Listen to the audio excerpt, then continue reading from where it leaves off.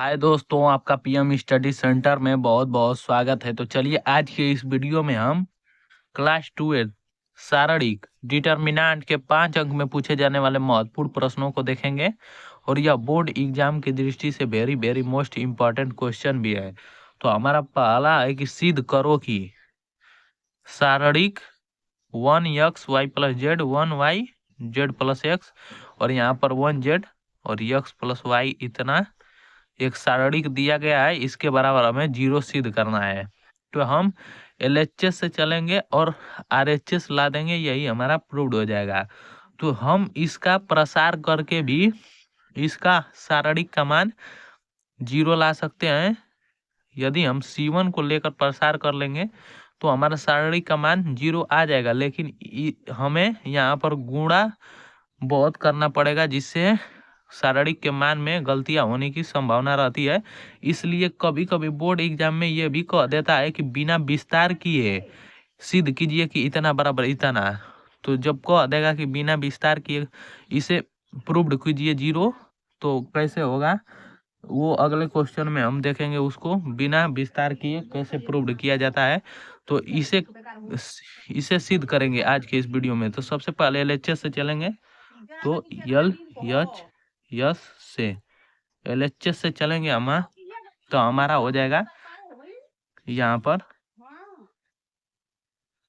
1x और y+z, जबकि यहाँ पर 1y और यहाँ पर z+x और यहाँ पर 1z x+y, ये हमारा शारीरिक एक दिया गया है। तो हमें जीरो प्रूव्ड करना है। तो देख रहे हैं हम कि यहाँ पर ये हमारा R1, ये R2 और ये R3 है, जबकि ये हमारा C1 C2 और C3 होता है। इस प्रकार चलेंगे तो पंक्ति, जबकि इस प्रकार चलेंगे तो हमारा स्तंभ होता है। तो ये देख रहे हैं कि हमारा पहला स्तंभ, शारीरिक के पहला स्तंभ का सभी अवयव का मान हमारा 1 है, अर्थात इसमें से पहले पंक्ति में से दूसरे पंक्ति के घटा देंगे तो हमारा 1 जीरो हो जाएगा, और इसी प्रकार दूसरे में से तीसरे को घटा देंगे तो ये अवयव भी हमारा जीरो हो जाएगा। तो लिख लेंगे यहाँ पर R1 को चेंज करेंगे तो R1 change to R1 - R2 से। तो R1 को चेंज कर रहे हैं तो हमारा हो जाएगा यहाँ पर R1 में से R2 को घटाना है, तो यहाँ पर एक में से एक घटेगा तो यहाँ पर जीरो हो जाएगा, और यहाँ पर x में से y घटेगा तो x - y, और यहाँ पर y+z देख लीजिए, यहाँ पर y+z और ये हमारा माइनस कोष्टक में z+x। तो इसमें से y+z -z और -x हो जाएगा, अर्थात z से z कट जाएगा तो y - x बचेगा। तो यहाँ पर हमारा y - x, और यहाँ पर इनको दूसरे और तीसरे पंक्ति को नहीं बदले हैं तो उनको ज्यों कहते हैं उतार लेंगे, y और z+x और ये 1z और ये हमारा x+y, ये हमारा अभिष्ट शारीरिक प्राप्त हुआ। अब देखेंगे कि हम ये C1 के पहले अवयव को भी जीरो बनाने का प्रयास करेंगे। तो यदि हम R2 चेंज कर रहे हैं तो R2 में से R3 को घटा देंगे तो ये हमारा जीरो हो जाएगा। तो यहाँ पर R2 को चेंज करेंगे R2 - R3 से, तो ये हमारा हो जाएगा R2 में से R3 को घटाना है, R2 में से R2 घटाएंगे तो R1 में कोई चेंजेस नहीं किए हैं तो इसको ज्यों का त्यों उतार लेंगे। यहाँ पर 1 में से 1 घटेगा जीरो, यहाँ पर y - z हो जाएगा, और यहाँ पर z+x है और माइनस हमारा x -y हो जाएगा, तो x से x कट जाएगा अर्थात z - y बचेगा। तो ये हमारा z - y और यहाँ पर ज्यों का त्यों उतार दिए। अब इसका प्रसार करेंगे C1 को लेकर प्रसार करने पर लिखेंगे यहाँ पर C1 को लेकर प्रसार करने पर, C1 को अब लेकर प्रसार करेंगे तो हमारा हो जाएगा यहाँ पर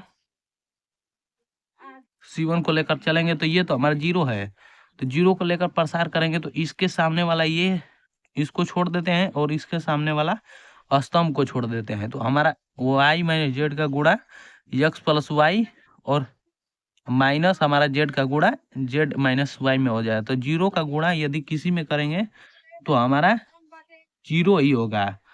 तो जीरो यहाँ पर प्लस माइनस प्लस के रूप में चलता है। तो प्लस ये हमारा माइनस जीरो और ये हमारा प्लस वन। तो वन को लेंगे तो इसके सामने वाला पंक्ति और इसके सामने वाले स्तंभ को नहीं लेंगे। तो यक्स माइनस वाई का गुणा हमारा हो जाएगा यक्स माइनस वाई का गुणा जेड माइनस वाई का होगा और यहाँ पर माइनस इसका गुणा इसमें। तो वाई माइनस जेड का गुणा वाई माइनस यक्स में।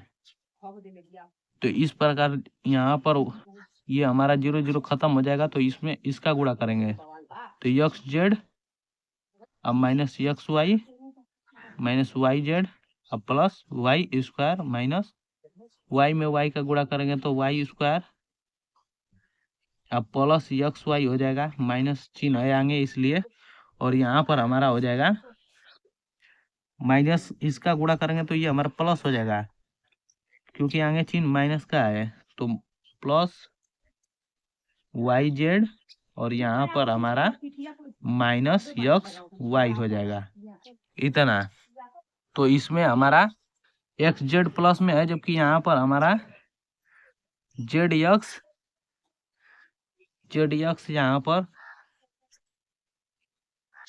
यहाँ पर भी हमारा यक्स जेड होगा क्योंकि यहाँ पर जेड का गुणा इसमें किया तो यक्स जेड होगा। वाई तो यहाँ पर हो ही गया। तो यक्स जेड से हमारा यक्स जेड कट गया और ये माइनस यक्स वाई से हमारा यहाँ plus x y minus Y z से यहाँ वाई जेड और वाई स्क्वायर से माइनस वाई स्क्वायर। तो हमारा RHS बराबर 0 आ गया जो अब हमारा यहाँ पर प्रूव्ड हो चुका है।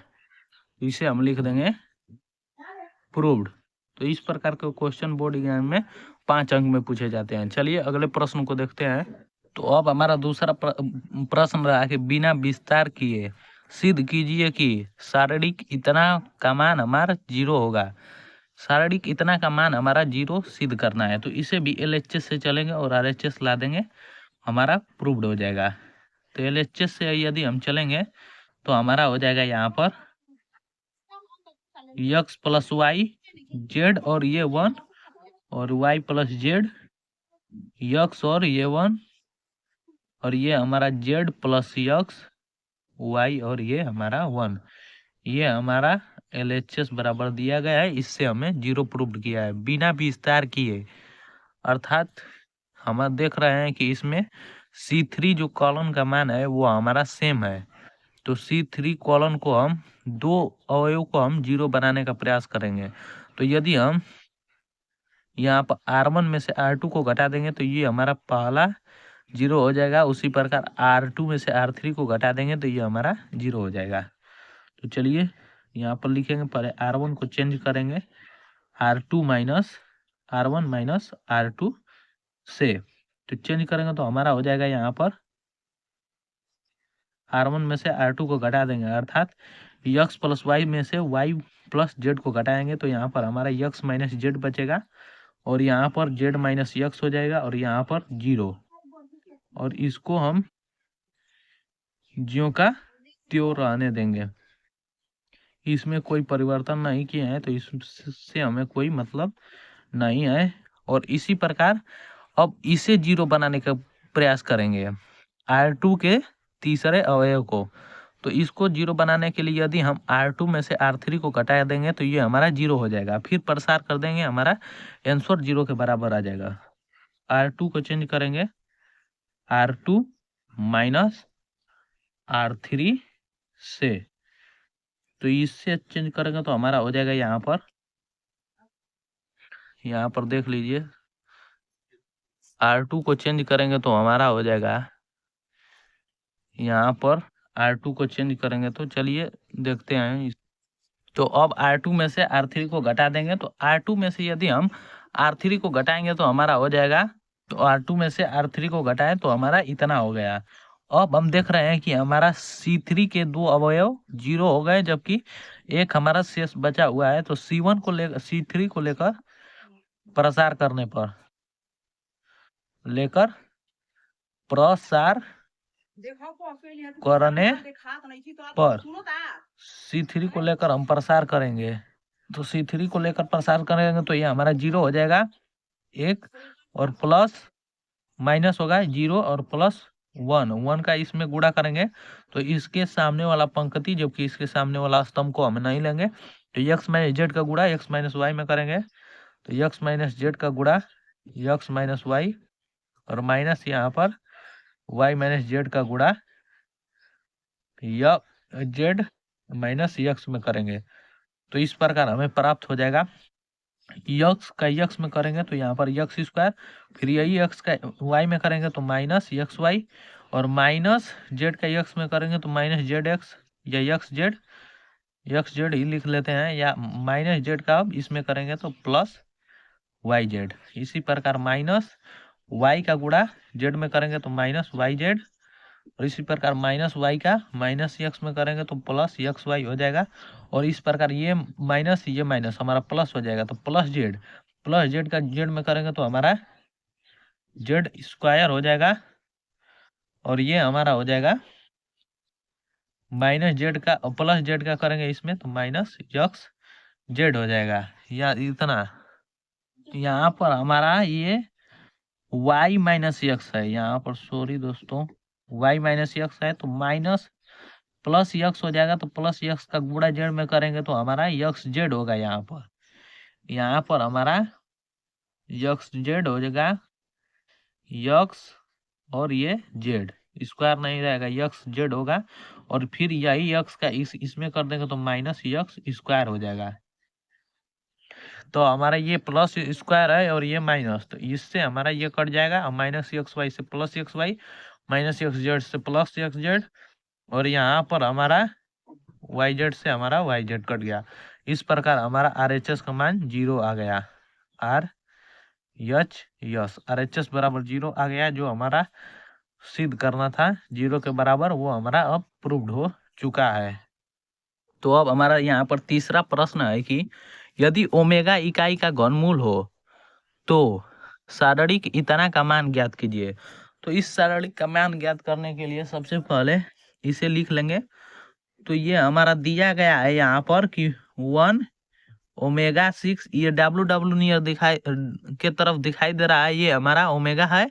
इसे ओमेगा से प्रदर्शित करते हैं तो ओमेगा ये ओमेगा के पावर 8 ये यहाँ पर ओमेगा के पावर 6 और यहाँ पर हमारा ओमेगा के पावर 3 और यहाँ पर ओमेगा के पावर 7 और इस तरफ हमारा ओमेगा के पावर 8 और यहाँ पर ओमेगा के पावर 7 और यहाँ पर 1 दिया गया है।